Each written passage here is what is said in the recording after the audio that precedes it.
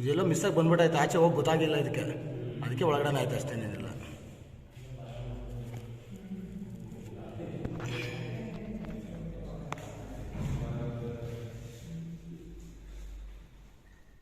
ಇಂಗ್ಲೀಷಲ್ಲಿ ಇದನ್ನ browns back snake ಅಂತ ಕರಿತೀವಿ. ರೈತ ಹಾವಿಗೆ ವಯರ್ ತರ ಇರ್ತದೆ, ಒಂದು ಮರದಿಂದ ಮರಕ್ಕೆ ಹಾರುತ್ತೆ, ಅಂದ್ರೆ ಗ್ಲೈಂಡ್ ಆಗುವಂಥದ್ದು. ಬಟ್ ವಿಷ ಕೂಡ ಇರಲ್ಲ.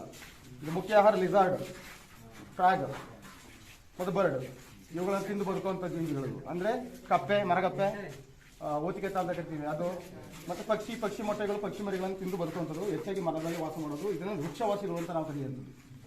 ತುಂಬ ಉದ್ದವಾಗಿ ಬೆಳೀತದೆ. ಕೇರಿಯಾಗಿಂತ ತುಂಬ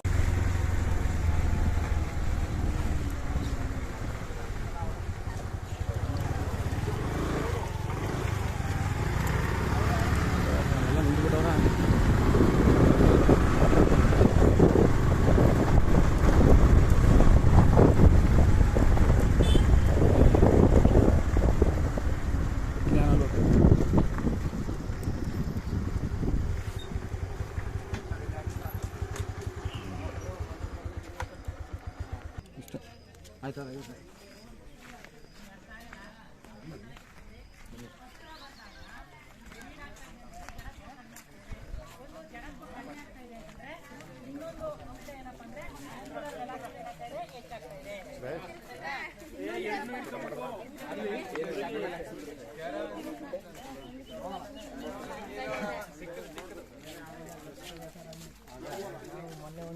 ಅದೇ ಇರ್ಬೇಕು ನಮಗೆ.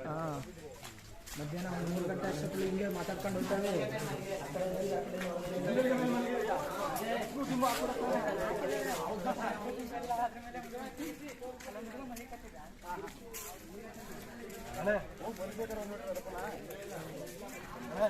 ಹಿಡ್ಕೊಂಡ ನಮ್ಮ ಮಕ್ಕಳು ಒಂದು ಕೆಲಸ ಮಾಡಿ ಎಲ್ಲ ನೀವೇ ಕರ್ಸ್ಬಿಡಿ. ಆಯ್ತು, ಅದಕ್ಕೂ ರೆಡಿ. ಸಾರ್ ಸುಮ್ಮನೆ ಅದರಲ್ಲೇನಿದ್ದು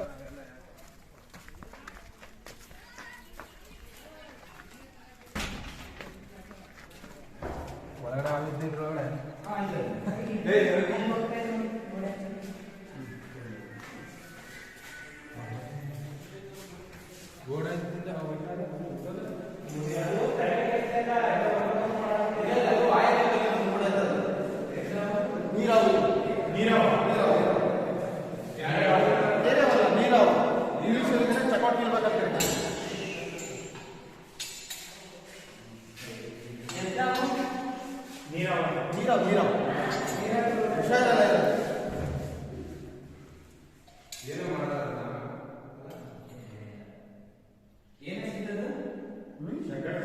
ಚಕ್ಕಡ್ ಕೀಲ್ಬೇಕು ಹಿಂದಿದ್ದೀವಿ.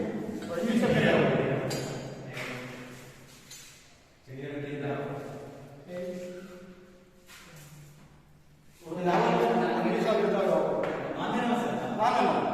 ರೈತ ಹಾವು ಇವು ಮೋರಿಗಳಲ್ಲಿ ಮತ್ತು ಕೆರೆ ಕಟ್ಟೆಗಳಲ್ಲಿ ವಾಸ ಮಾಡ್ತಾರೆ.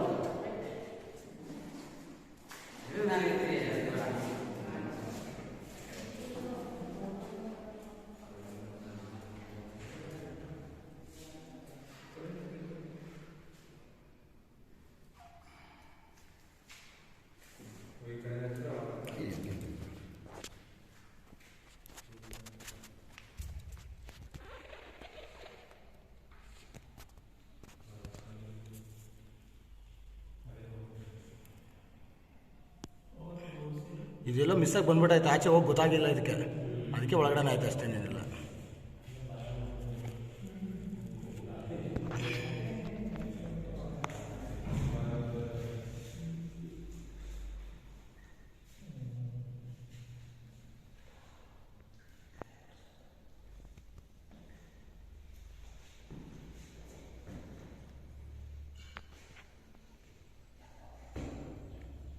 ಇವು ಕೆಲವು ಸಲ ಏನಾಗ್ತದೆ, ಕೋಪ ಬಂದಾಗ ಈ ನಾಗರೇವಿನ ಥರನೇ ಸ್ಪಿಂಕ್ ಮಾಡ್ತವೆ, ಅಂದರೆ ಪಕ್ಕೆಲುಬುಗಳನ್ನ ಅಗಲಿಸ್ತವೆ, ವಿಷ ಇರಲ್ಲ.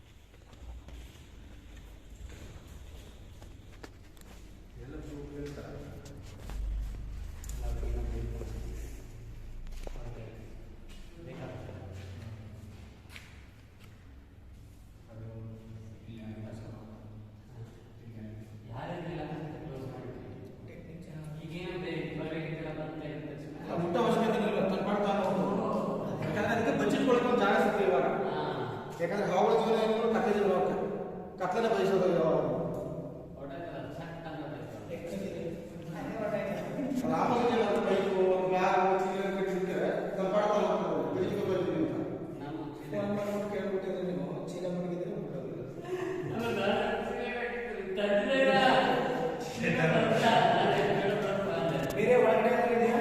ಒಳಗಡೆ ಇನ್ನೊಂದು ಬ್ರೌನ್ ಬ್ಯಾಕ್ ಬಿಡಿ ನೋಡೋಣ.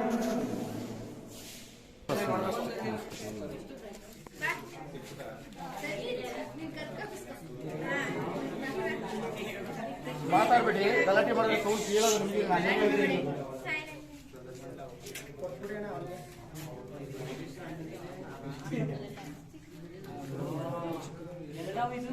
ಇದು ಕನ್ನಡದಲ್ಲಿ ಬಿಲ್ಲೂರಿ ಹಾವು ಅಂತ ಕರಿತೀವಿ. ಇದನ್ನ ಕಟ್ಟಾವಲ್ಲ, ಬಿಲ್ಲೂರಿ ಹಾವು, ಸುರ್ಬಣದ ಹಾವು, ಕಂಚುಬೆನ್ನಿನ ಮರ ಹಾವು ಅಂತ ಕರೆಯೋದು, ಇಲ್ಲ ರಾಮಬಾಣದ ಹಾವು ಅಂತ. ಇಂಗ್ಲಿಷಲ್ಲಿ ಇದನ್ನ ಬ್ರೌನ್ಸ್ ಬ್ಯಾಕ್ ಸ್ನೇಕ್ ಅಂತ ಕರಿತೀವಿ. ರೈತ ಹಾವಿದು ವಯರ್ ತರ ಇರ್ತದೆ, ಒಂದು ಮರದಿಂದ ಮರಕ್ಕೆ ಹಾರುತ್ತೆ, ಅಂದ್ರೆ ಗ್ಲೈಂಡ್ ಆಗುವಂಥದ್ದು. ಬಟ್ ವಿಷ ಕೂಡ ಇರಲ್ಲ. ಇದು ಮುಖ್ಯ ಆಹಾರ ಲಿಸಾರ್ಡ್, ಫ್ರಾಗ್ ಮತ್ತು ಬರ್ಡ್, ಇವುಗಳನ್ನು ತಿಂದು ಬದುಕುವಂಥ ಜೀವಿಗಳು. ಅಂದ್ರೆ ಕಪ್ಪೆ, ಮರಗಪ್ಪೆ, ಓತಿಗೆತ್ತ ಅಂತ ಕರಿತೀವಿ ಅದು, ಮತ್ತೆ ಪಕ್ಷಿ ಮೊಟ್ಟೆಗಳು, ಪಕ್ಷಿ ಮರಿಗಳನ್ನು ತಿಂದು ಬದುಕುವಂಥದ್ದು. ಹೆಚ್ಚಾಗಿ ಮರದಲ್ಲಿ ವಾಸ ಮಾಡೋದು. ಇದನ್ನು ವೃಕ್ಷವಾಸಿಗಳು ಅಂತ ನಾವು ಕರೆಯುವಂಥದ್ದು. ತುಂಬ ಉದ್ದವಾಗಿ ಬೆಳೀತದೆ. ಕೇರಿಯಾಗಿಂತ ತುಂಬ ಫಾಸ್ಟ್ ಇರ್ತದೆ. ಒಂದು 60-70 ಅಡಿ ಮರದಿಂದ ಒಂದು 30 ಅಡಿವರೆಗೂ ಜಂಪ್ ಹೊಡಿತದೆ. ಮರಿ ಅಂದ್ರೆ ತೀರಾ ಮರಿ ಅಲ್ಲ, ಒಂದು ಹೆಬ್ಬೆಳಗಾದ್ರೆ ದಪ್ಪ ಆಗ್ಬೋದು, ಅಷ್ಟು ದಪ್ಪ ಆಗಲ್ಲ. ಹೆಬ್ಬೆಳಗಾದ್ರೆ ದಪ್ಪ ಆಗ್ತದೆ. ಸುಮಾರು ಒಂದು 4ರಿಂದ 5 ಅಡಿ ಉದ್ದನೂ ಬೆಳೀತದೆ, ಉದ್ದ ಬೆಳೀತದೆ. ದಪ್ಪ ಆಗಲ್ಲ. ಬಟ್ ಇದು ಮರವಾಸಿಗಳು ಮತ್ತೆ ವೃಕ್ಷವಾಸಿಗಳು ಅಂತ ನಾವು ಕರೆಯುವಂಥ. ನಾಲ್ಗೆ ಬ್ಲೂ ಕಲರ್ ಇರುತ್ತೆ, ತುಂಬ ವೇಗವಾಗಿ ಹರಿಯುವಂಥ ಹಾವು ನಮ್ಮಲ್ಲಿ ಸಿಗುವಂಥದ್ದು. ನಮ್ಮಲ್ಲಿ ಇದನ್ನು ಹಾರುವ ಹಾವು ಅಂತಾನೆ ಕರಿತೀವಿ ನಾವು ಇದನ್ನು. ಬಟ್ ವಿಷರಹಿತ ಹಾವು. ಜೀವಿತಾವಧಿ ಎಷ್ಟು ಸಲ ಇರುತ್ತೆ ಸರ್? ಹಾವುಗಳಿಗೆ ಅಲ್ಪ ಕಾಲಾವಧಿ ಸರ್.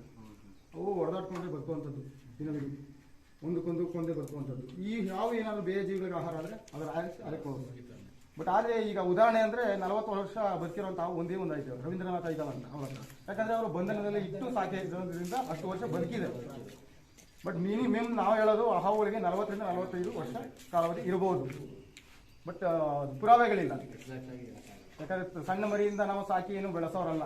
ಅದಕ್ಕೆ ಅದೇ ಅಲ್ಪ ಕಾಲಾವಧಿ. ಕೆಲವು ಸಲ ಹಾವುಗಳು ಸ್ವಜಾತಿ ಭಕ್ಷಣೆ, ಅನ್ಯ ಜಾತಿ ಭಕ್ಷಣೆಯನ್ನು ಮಾಡ್ತವೆ. ಅಂದ್ರೆ ಸ್ವಂತ ಜಾತಿ ಹಾವುಗಳನ್ನೇ ನಿಯಂತ್ರಣ ಮಾಡೋಕ್ಕೋಸ್ಕರ ತಿಂತವೆ, ಬೇರೆ ಜಾತಿ ಹಾವುಗಳನ್ನು ತಿಂತವೆ.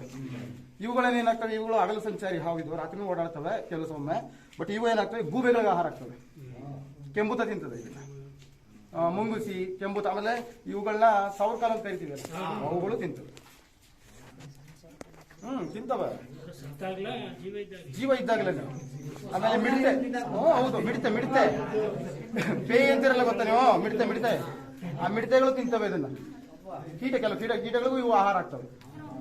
ಏನಾದ್ರೂ ಫುಡ್ ಚೈನ್ ಇದೊಂದು. ಅವುಗಳನ್ನೆಲ್ಲ ಬಚಾವ್ ಮಾಡ್ಕೊಂಡು ಬದುಕುವಂಥದ್ದು ಇವು ಅಷ್ಟೇ.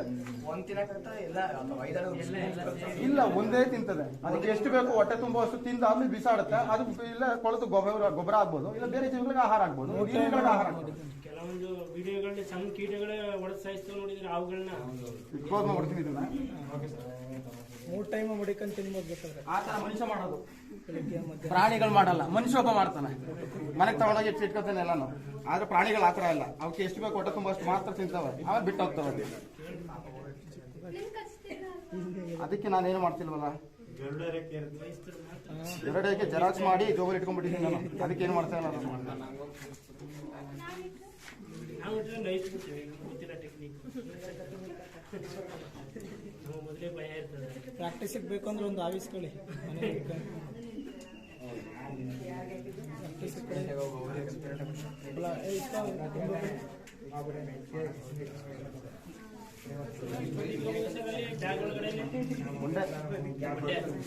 ಇರ್ಬೋದು, ಬಟ್ ಇಡಂಗಿಲ್ಲ, ಈಗ ರೂಲ್ಸ್ ಇಲ್ಲ. 24 ಅವರ್ಸ್ ಒಳಗಡೆ ಅದನ್ನ ರಿಲೀಸ್ ಮಾಡಲೇಬೇಕು. ಏನಾಗಲ್ಲ, ಕಾಟನ್ ಬ್ಯಾಗ್ ನಾವು ಹೆಚ್ಚೆ ದುಡ್ಡಲ್ಲ. ಯಾವ್ದಾದ್ರು ಕೆರೆಗಳ ಹತ್ರ ಸಿಕ್ಕರೆ ಆಸುಪಾಸಲ್ಲಿ ಬಿಟ್ಬಿಡ್ತೀವಿ. ಬಿಟ್ಟರೆ ತುಂಬಾ ಒಳ್ಳೇದು, ಯಾರಿಗೂ ಏನು ಅಪಾಯ ಮಾಡಲ್ಲ. ಇವು ನನ್ನ ಪಾಡೆ ತಾನು ಇರ್ತವೆ ಸುಮ್ಮನೆ. ನಮ್ಮಿಂದ ಏನಾದ್ರು ಗೊತ್ತಿದ್ದು ತುಳಿದಾಗ ಕಸ್ತವ ಅಷ್ಟೇ. ನಾವೇನೋ ಗೊತ್ತಿದ್ದು ತುಳಿಗಿದ್ರೆ ಬಿಟ್ಟರೆ ಕಚ್ಚಿಬಿಡ್ತವೆ. ಬಟ್ ಇದು ನಿಮ್ಮಲ್ಲಿ ಹಿಡಿದಿರಂತ ಹಾವು, ಇದು ಹಿಡಿದಿರಂತ ಹಾವು ತುಂಬ ಆಗ್ತದೆ. ಇಷ್ಟಪಡೆ ಕಚ್ಚುತ್ತೆ.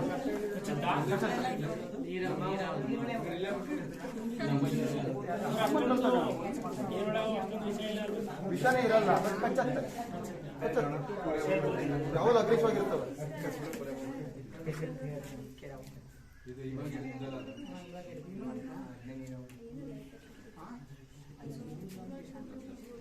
ಏನು ಸರ್?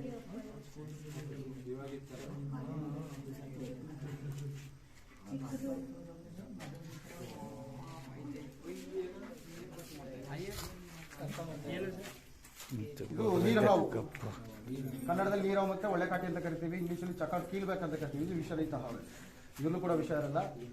ಕೆರೆ ದಂಡೆಗಳಲ್ಲಿ ಆಸುಪಾಸಲ್ಲಿ ವಾಸ ಮಾಡ್ತವೆ. ಹೆಚ್ಚಾಗಿ ಕಪ್ಪೆ ಮೀನು ಲಿಜಾರ್ಡ್ ಇವುಗಳು ತಿಂತವೆ. ಇದು ಕ್ಲೈಮೇಟ್ ತಕ್ಕಂತೆ ತುಂಬ ಕೋಲ್ಡ್ ಆದಾಗ ಬೆಚ್ಚಗೆ ಎಲ್ಲ ಹುಡ್ಕೊಂಡ್ ಬರ್ತವೆ. ಅದ ಕಾರಣಕ್ಕೆ ಮನೆ ಒಳಗಡೆ ಬಂದ್ಬಿಟ್ಟಾಯ್ತು ಅಷ್ಟೇ, ಇನ್ನೇನಿಲ್ಲ ಅಲ್ಲಿ. ಬಟ್ ಅದು ತಪ್ಪಿಸ್ಕೊಂಡು ಹೋಗಕ್ಕೆ ಗೊತ್ತಿಲ್ಲ ಜಾಗ ಇಲ್ಲಿ ಅಂತ, ಅದಕ್ಕೆ ಹುಡ್ಕಾಕ ಮಧ್ಯದಲ್ಲಿ ಇರ್ತದೆ. ಬಟ್ ಇದೊಂದು ವಿಷರಹಿತ ಹಾವೆ. ಕಚ್ಚಿದಾಗ ಅದು ಬಿಡ್ತಾ ಇಲ್ಲ. ಬಿಟ್ಟರೆ ಅದೇನು ಮಾಡ್ತದೆ, ಪದೇ ಪದೇ ಕಚ್ಚಕ್ಕೆ ಸ್ಟಾರ್ಟ್ ಮಾಡುತ್ತೆ, ತಪ್ಪಿಸ್ಕೊಂಡು ಹೋಗುತ್ತೆ. ತುಂಬ ಬೈಜೀವಿ ಇದು, ಅದಕ್ಕೆ ಕಚ್ಚೋದು ಇದು, ನಾನು ತಪ್ಪಿಸ್ಕೊಳ್ಳೋಕ್ಕೋಸ್ಕರ, ಇನ್ನೇನಲ್ಲ. ನೋಡಿದ್ರಾ?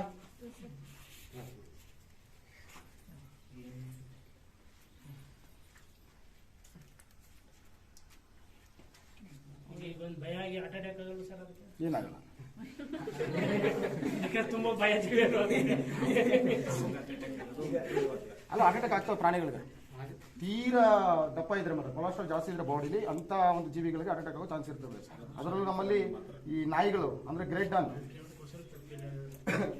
ಇದೆಯಲ್ಲ, ಅದಕ್ಕೂ ಹಾರ್ಟ್ ಅಟ್ಯಾಕ್ ಆಗ್ತದೆ. ಆಮೇಲೆ ಕುರಿಗಳಲ್ಲಿ ಡಾರ್ಪಾರ್ ಕುರಿ 200 kg ಮೇಲೆ ಬೆಳೀತಂದ್ರೆ ಅದಕ್ಕೂ ಹಾರ್ಟ್ ಅಟ್ಯಾಕ್ ಆಗ್ತದೆ, ಅದು ಸಾಯ್ತದೆ. ದೇಹದ ಬೆಳವಣಿಗೆ ಹೆಚ್ಚಿದ್ದ ಒಂದು ಜೀವಿಗಳು ಕೆಲವು ಸಲ ಆ ಥರ ಹಾರ್ಟ್ ಅಟ್ಯಾಕ್ ಸಾಯೋ ಚಾನ್ಸ್ ಇರ್ತದೆ. ಬ್ರೌನ್ಸ್ ಬ್ಯಾಕ್ ರೀ ಸ್ನೇಕ್, ಈ ಚಾಕಾಟ್ ಕೀಲ್ಬೇಕಿದ್ವಿ ತೋರಿಸಿದ್ದು, ಚಾಕಾಟ್ ಕೀಲ್ಬೇಕಿದ್ವಿ. ಗೂಗಲ್ ಸರ್ಚ್ ಮಾಡಿ ಗೊತ್ತಾಗ್ತದೆ ನಿಮಗೆ, ಸಿಗ್ತದೆ.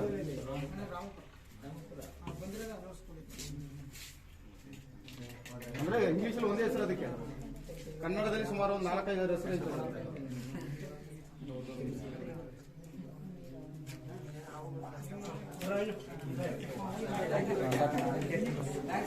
ಕೆಳಗಡೆ